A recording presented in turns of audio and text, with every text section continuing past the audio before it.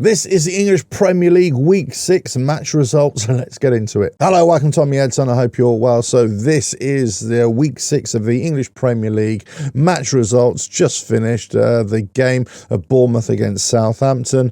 And, well, I didn't do too well on my predictions, again, around about 40% this time, but shocking, really. But let's just get into the games, talk about the results and the highs and lows. Now, the early kickoff on Saturday was Newcastle against Manchester City. I was predicting a 3-1 away win for Manchester City. I thought they had in the bag. I thought they'd come in a lot stronger, and they sort of started off quite well against Newcastle, but Newcastle were holding their own as well. But then they took the lead, Manchester City, and you thought, oh, here we go. You know, they're under pressure, but they're going to come away with a win. And I thought we're going to get another goal, then another goal, and so on and so forth. And then that's all she wrote. However, Newcastle United, actually, they came back and they were taking the game to Manchester City. And the player that's garnishing lots of attention right now, Anthony Gordon, just stepped up and, slotted home a decent goal. There's quite a few games here over the weekend with sort of dubious penalties or good shout for penalties as well. So let us know your thoughts on that as well. And did you think this was a penalty, worthy of a penalty? I thought there was another incident a little bit later on. I thought it was probably more worthy of a penalty than this one. But Anthony Gordon stepped up, slotted it away, nicely does it, and it ended a 1-1 draw. So Manchester City, 2 weeks on the trot, coming away with draws. So not too good for them, but look, they're still right at the top of the table, or very near to it, I should say. Okay, the next game, I predicted Arsenal against Leicester City. I thought it was going to be a 3-1, a convincing 3-1 win. But look, they started with a 2-0 lead, but Leicester City came back 2-2. And then, a bit nervy towards the end, but Arsenal came away 4-2 winners. So they keep on rolling on. You know, it isn't always about glorious football. They had to dig in at times, and there was a resolute Leicester City there as well, but I thought they did reasonably well. Leicester, of course, but Arsenal, it's about points on the board. 4-2, nothing to be sniffed at. Did a great job against some dubious decisions within that game as well. Quite a decent game to watch, I thought. But there we go. They're coming away with a 4-2 win. So at least I got one result right. Okay, the next game was Brentford at home to West Ham. I thought West Ham would sneak just a 1-0 win. And it ended up with a 1-1 draw. Quite a decent game. Both teams are having chances at either end. I get the feeling that Brentford would probably feel that they should have done a little bit better in this game. West Ham weren't even at the races really in the first half. Brentford took the lead. Then West Ham came back into it the second half, a much better display, and got the goal through Souček as well.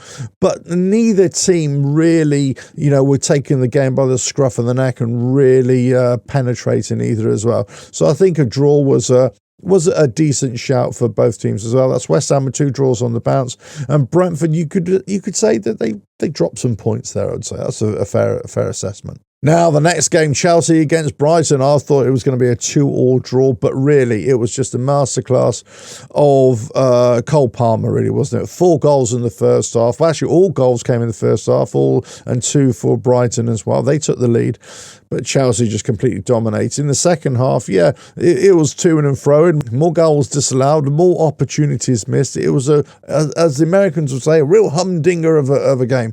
And great, but Chelsea look very, very solid, and Cole Palmer looks probably one of the best players in the league right now.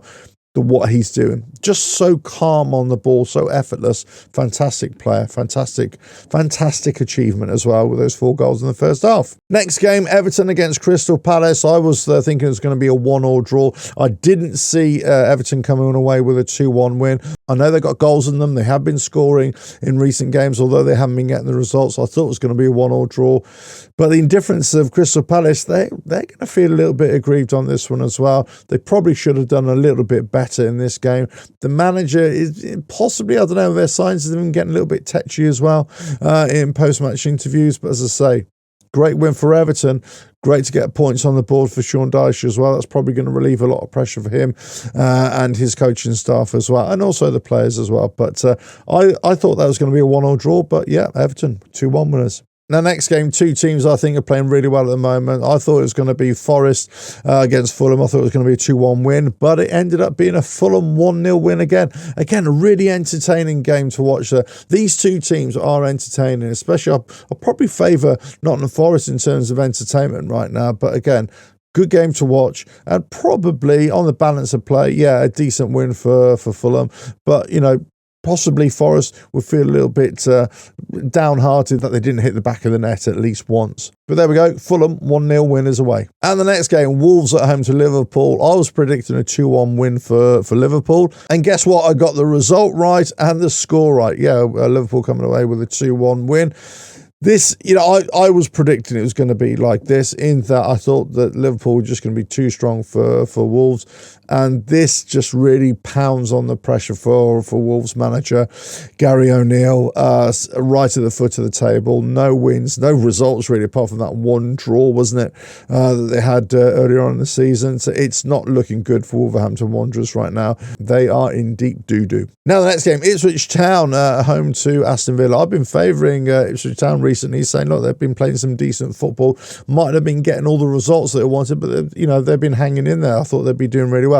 But I just didn't think they would just do well at all against Aston Villa. I thought Aston Villa would just be too strong, too dominant, and just have too much for them in all quarters. However, how wrong was I? Decent game to watch this one. And again, Ipswich Town just showing that they got some stones and they're ready to fight for their place in this league as well. So, yeah, great display for them. And Aston Villa, yeah, it was a point earned, but possibly 2 points lost as well for them. But I say, both decent teams. Aston Villa still, I think, are going to go far this season in the league as well. But 2-2 draw, fair result on the balance of play. Now to the Monday night fixture, Bournemouth at home to Southampton. I was predicting a home win, a 2-0 win, I believe.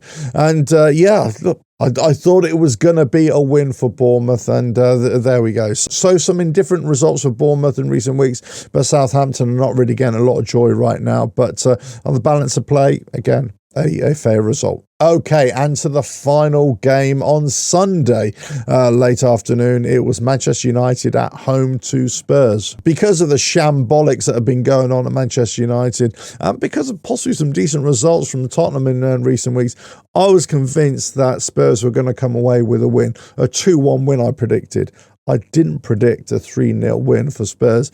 You know, that surprised the hell out of me as well. So I got the result right, but the score was completely wrong. Manchester United are so black and white, really. Sometimes they can play really well. Sometimes they can play atrociously. However, Tottenham seem to have a decent game plan, and Ange Postecoglou as well. And look, they do say that second season with Ange, he starts winning things as well. So a lot of fans were kind of disappointed with Tottenham last season because they started really well, getting decent results and playing on the front foot, and that all sort of died off. Let's just see if they can continue this momentum for the rest of the season. However, Manchester United, by contrast, woe is me. And now they're talking about Ten Hag under increasing pressure, possibly only got 2 games left to prove himself. But I don't think it's just down to Ten Hag. It's also down to the players as well. It's about the whole structure of that club, and it's about them playing as a unit as opposed to playing as individuals. Ten Hag hasn't been able to find the right ingredient for the group of players that he's got. Most of these players are his purchases now. It's not looking good for him. It's not looking good for Manchester United. Something seriously has to be done. And you would hope that he could turn it around for them, but the writing is on the wall. And many pundits are thinking, you know what? That's it.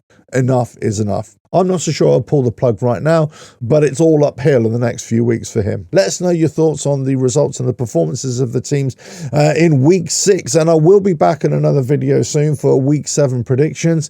And well, hopefully I'll do a little bit better than this week. Probably not aim so high as 60-70%. Possibly if I get a 50-50, I'll be happy with that at this stage.